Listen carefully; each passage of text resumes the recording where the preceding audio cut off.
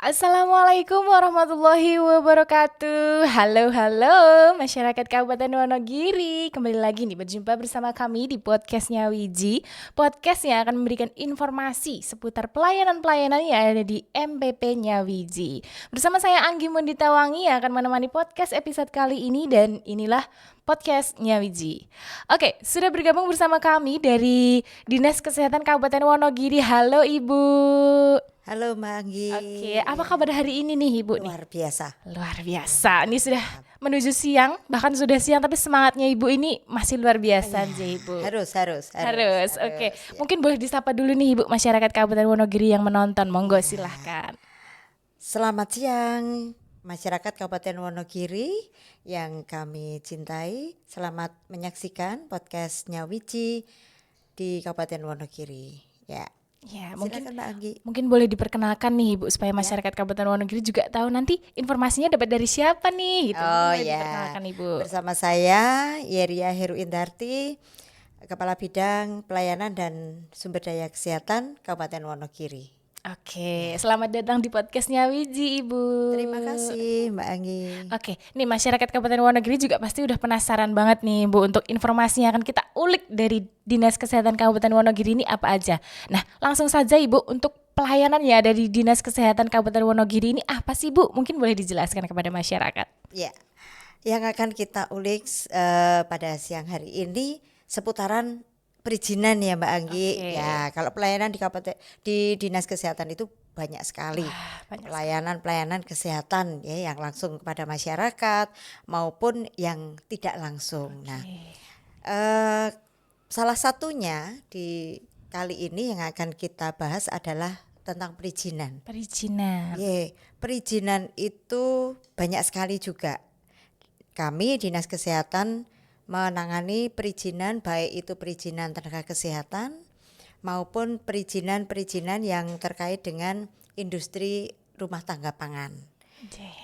Itu termasuk juga perizinan fasilitas kesehatan. Begitu Mbak Anggi. Oke, luar biasa sekali itu tadi pelayanan dari Dinas Kesehatan Kabupaten Wonogiri di MPP-nya Wiji ya Ibu. Ya, semua kita layani di MPP. Oke, luar biasa sekali. Nah, itu tadi pelayanannya ada di Dinas Kesehatan Kabupaten Wonogiri, tentunya ada yang ada di MPP-nya Wiji ya Ibu. Betul. Tadi juga ada mungkin dijelaskan SIP dan SIK tenaga kesehatan. Mungkin apa sih itu Ibu? Mungkin boleh dijelaskan kepada masyarakat. SIK itu surat izin kerja. Surat izin kerja diberikan pada tenaga kesehatan yang tidak melayani langsung pasien. Contoh misalnya tenaga sanitarian, tenaga promosi kesehatan, itu kan tidak langsung bersentuhan ya dengan face to face dengan pasien. Nah, itu surat izin kerja itu diberikan kepada tenaga kesehatan yang bekerja di fasilitas kesehatan. Ya, kalau SIP itu diberikan kepada tenaga kesehatan yang melakukan pelayanan langsung. Face to face. Ya, contoh dokter gigi, perawat, bidan. Itu ya. Dia bisa melakukan pelayanan di fasilitas kesehatan, tetapi bisa juga melayani secara mandiri, praktek di luar. Jadi praktek mandiri seperti dokter, praktek mandiri itu kan perlu SIP. Ya, perawat atau bidan juga perlu SIP. Demikian Mbak. Oh, begitu. Nah, itu tadi perbedaan dari SIP dan SIK nih Ibu. Kemudian untuk proses pembuatannya nih Bu, untuk setelah mendapatkan verifikasi dari DPMPTSP itu untuk peran dari Dinas Kesehatan itu seperti apa Ibu? Ya, untuk SIK maupun SIP itu teman-teman nakes itu upload kepada si cantik. Persyaratan ada di web ada, dan mereka sudah hafal persyaratan apa yang harus dipenuhi. Setelah upload di si cantik, kami Dinas Kesehatan kami sudah membentuk verifikator. Jadi tim verifikator itu kami lengkapi dari berbagai organisasi profesi. Ada unsur bidan, unsur perawat, ada administrasi, ada tenaga yang lain. Jadi masing-masing bidang kami libatkan di Dinas Kesehatan. Kemudian teman-teman ini nanti memverifikasi berkas yang masuk. Nggih. Berkas yang masuk itu sudah memenuhi persyaratan atau belum? Sesuai dengan pembagian itu tadi nggak Bu? Ya. Misalnya dokter persyaratannya A, B, C sampai Z misalnya Nggih. demikian. Nah ini sudah sesuai belum? Cek recek antara alamat vaskesnya, kemudian jenis pelayanannya, kemudian STR-nya masih berlaku atau tidak, Nggih. demikian. Nah, ini nanti setelah diupload, teman-teman verifikator memverifikasi. Kalau sudah oke, nanti keluar rekomendasi namanya. Rekomendasi dari Dinas Kesehatan dengan TTE, tanda tangan elektronik dari Kepala Dinas Kesehatan Bu Dr. Setiarini.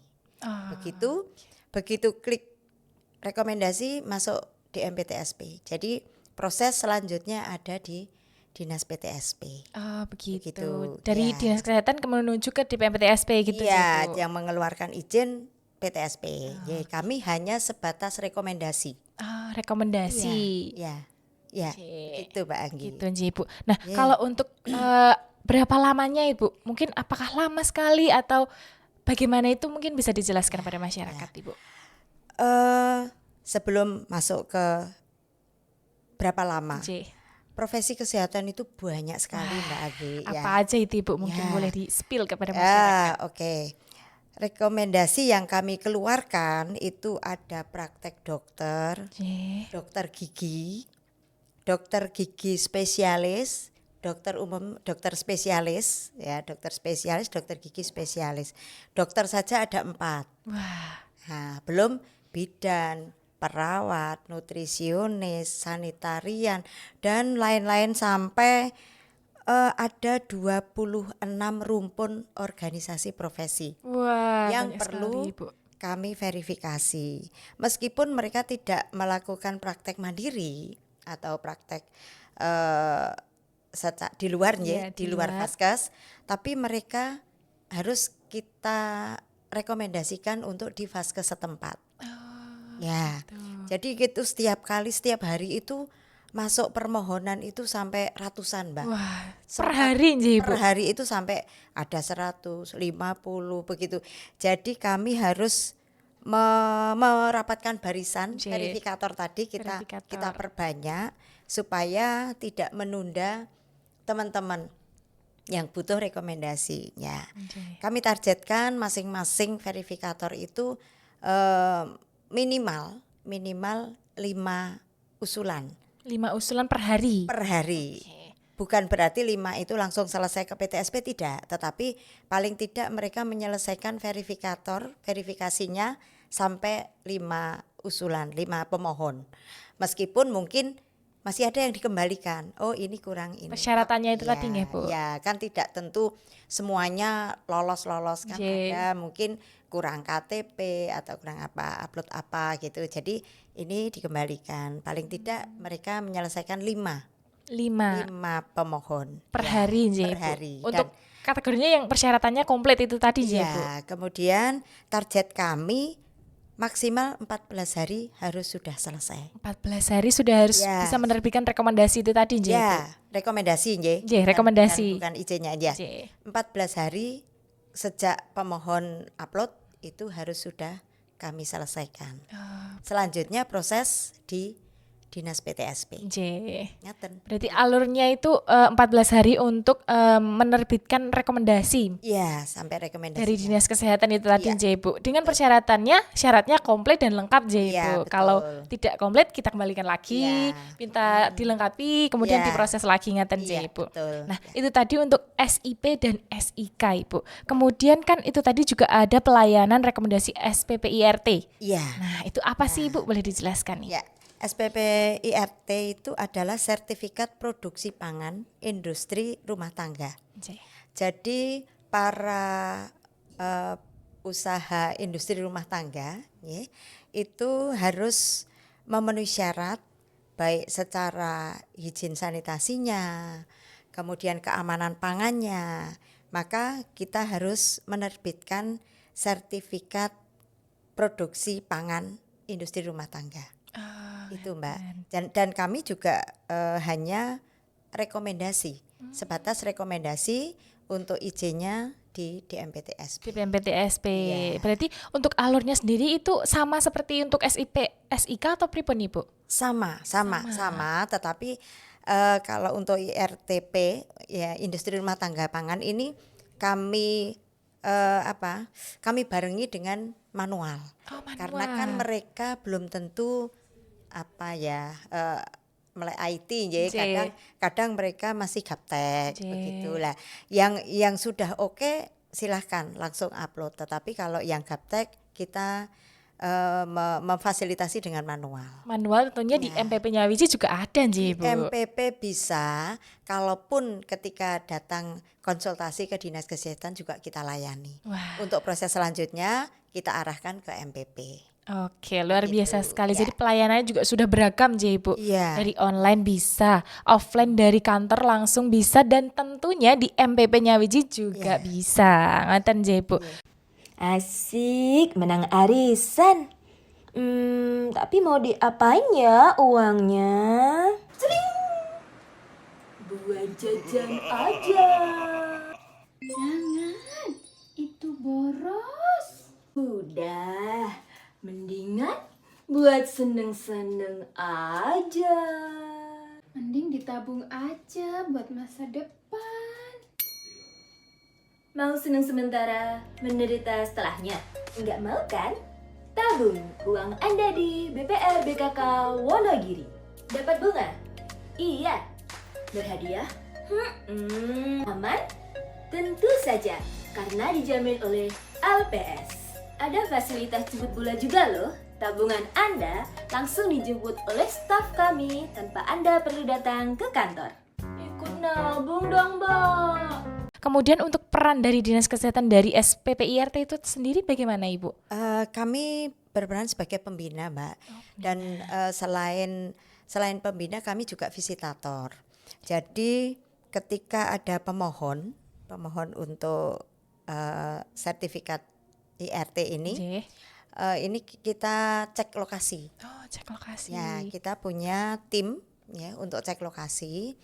Kalau itu usulan baru kami menggandeng di MPTSP juga. Tetapi kalau usulan lama mereka sudah melampirkan sertifikat penyuluhan. Iya, sertifikat penyuluhan itu syarat utamanya untuk bisa mendapatkan surat izin. Sertifikat penyuluhan sih, Bu. Ya, harus punya sertifikat penyuluhan pangan. Itu untuk keamanan pangannya. Lah kalau mereka usulan baru itu sertifikat penyuluhannya bisa kami susulkan karena kami harus melakukan penyuluhan itu secara komunitas. Jadi tidak bisa satu orang kita berikan penyuluhan, materinya banyak, Mbak. Sehingga bagi yang pemohon baru itu bisa mendaftarkan ke puskesmas untuk mendapatkan sertifikat penyuluhan pangan. Ya, mendaftarkan ke puskesmas, nanti akan diinventarisir oleh puskesmas, kemudian didaftarkan ke dinas kesehatan. Ketika kami mengadakan penyuluhan keamanan pangan, mereka akan kita undang.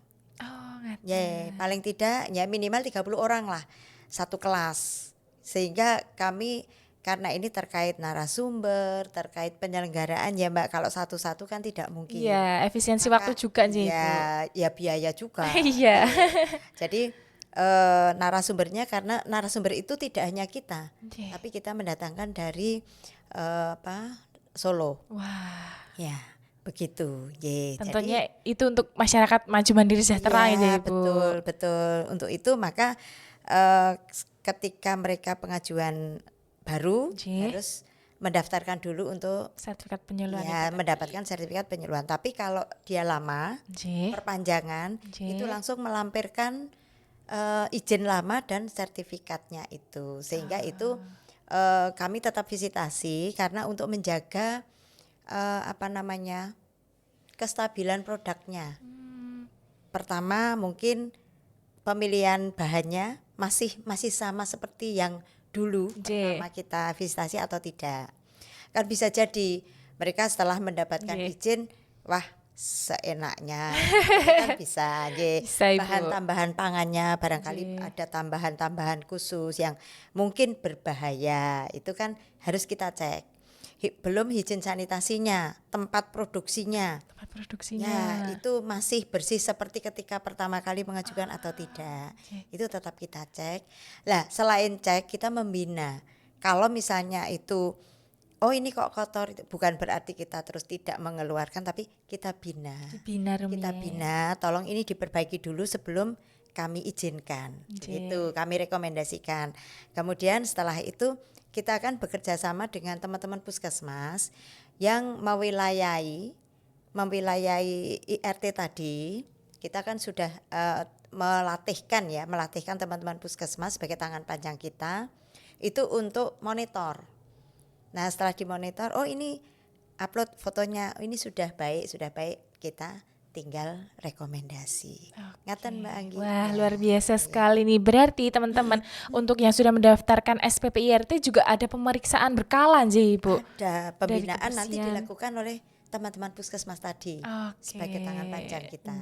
Luar biasa sekali. Kemudian untuk berapa lama sih Ibu waktunya untuk penerbitan SPP IRT itu tadi mungkin boleh dijelaskan Ibu? Sama, kita targetkan 14 hari. 14 hari. Rekomendasi Ya, SPP IRT. maksimal 14 hari kita targetkan usahakan 14 hari sudah terbit rekomendasi. Ya. Oke, 14 hari nih masyarakat Kabupaten Wonogiri untuk berapa lamanya bisa menerbitkan rekomendasi SPP IRT itu sendiri. Nah, Ibu, pertanyaan selanjutnya nih Ibu, untuk data dari rumah sakit atau klinik yang ada di Wonogiri ini seperti apa Ibu? Mungkin boleh dijelaskan. Izin tadi saya sudah matur nggih bahwa izin tidak hanya izin nakes, tenaga kesehatan, tapi juga perizinan fasilitas kesehatan. Baik itu puskesmas, rumah sakit, dan klinik. Ya, kami menangani itu.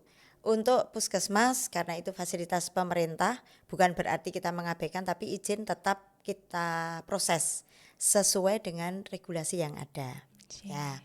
Kemudian rumah sakit kita punya 9, 1 RSUD, 8 rumah sakit swasta. Itu juga kita proses sesuai regulasi yang ada.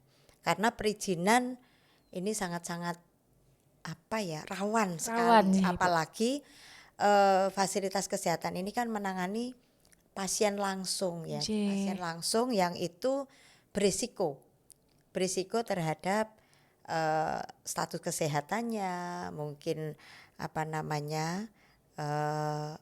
kerawanan penanganan ya, entah itu salah melakukan ya dari pemeriksaan sampai pelaksanaan pelayanannya itu kan nanti itu akan berdampak, sehingga perizinan rumah sakit kami sangat-sangat hati-hati ya, untuk bisa selalu sesuai prosedur, sesuai regulasi yang ada.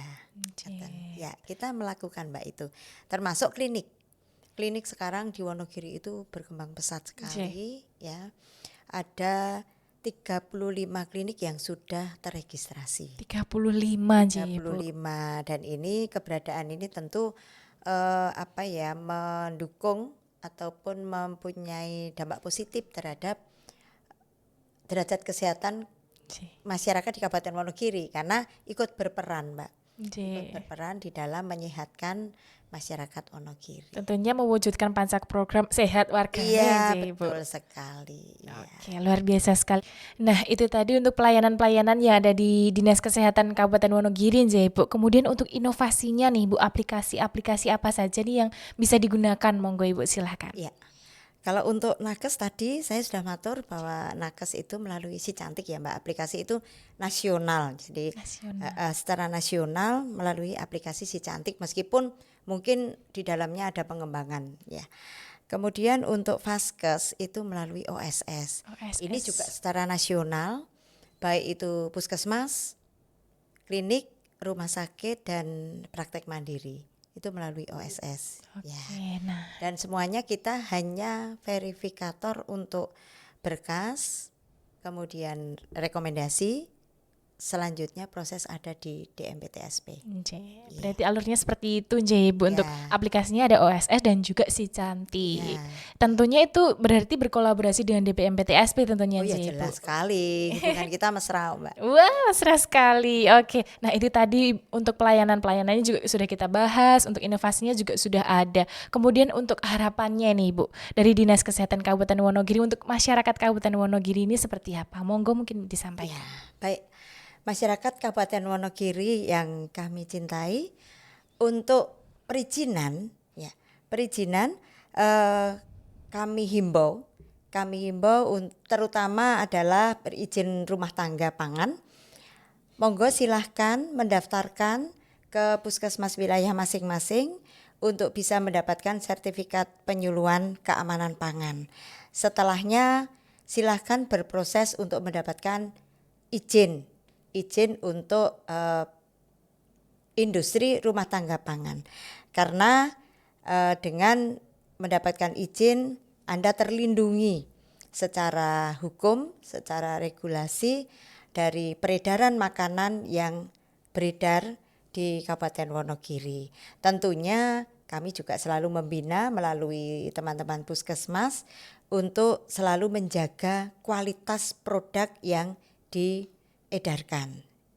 Kemudian untuk rekan-rekan tenaga kesehatan, silahkan selalu mengupdate STR maupun SIK atau SIP, karena itulah prasyarat tenaga kesehatan dalam melakukan pelayanan.